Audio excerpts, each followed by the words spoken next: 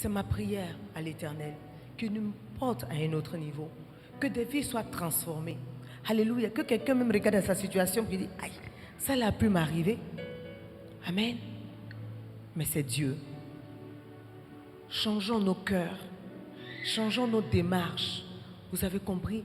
Changeons de vie afin que nous puissions voir les choses réelles de Dieu s'accomplir dans nos vies. Il nous a rachetés par amour. Il a payé le prix pour nous par amour. Et tu dois aussi manifester beaucoup d'amour pour voir la main de Dieu sur ta maison, sur la vie de tes enfants. Tu as des sacrifices à consentir. Sans sacrifice, il n'y a point de résultat.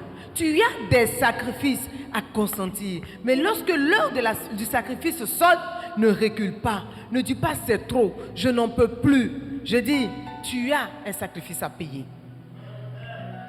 Tu dois payer le prix. Tu as un prix à payer pour là où tu veux arriver.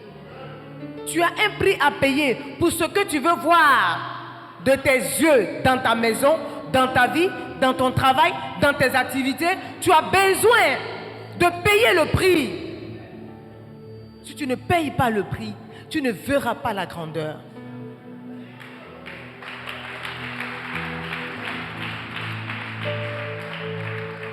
Alors, si tu laisses une certaine émotion te saisir, une certaine émotion te conduire, tu ne pourras pas voir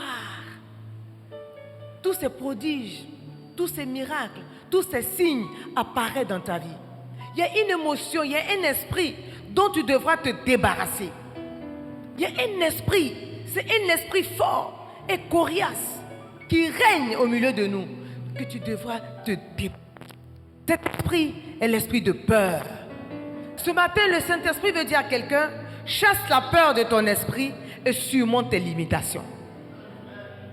Celui qui va chasser la peur de son esprit va surmonter ses limitations. Aussi longtemps que tu vas marcher dans la peur, dans la crainte, dans le doute, tu te limites.